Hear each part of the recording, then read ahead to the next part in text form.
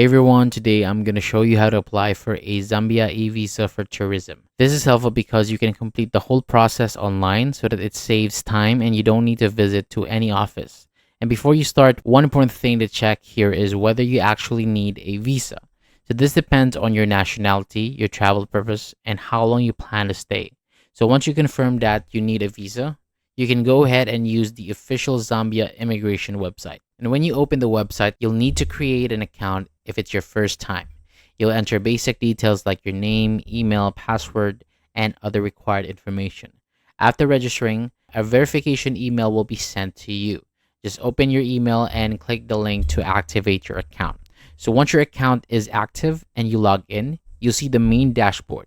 And from there, you can check general information, including visa types and fees. So to continue, choose the option to apply for a visa.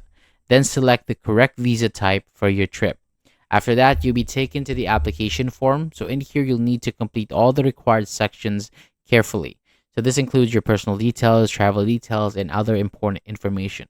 And make sure everything is correct before moving on to the next step. Then you'll enter your travel dates, your purpose of visit, which is tourism, and your final destination in Zambia. After completing this part, you'll continue to the next section where the system will ask for payment and documents uploads. So once everything is submitted, your application will be processed, and when it gets approved, you'll receive your e-visa and you'll be ready for your trip. Thank you so much for watching. For more videos like this, hit the subscribe button below and I will see you on the next video.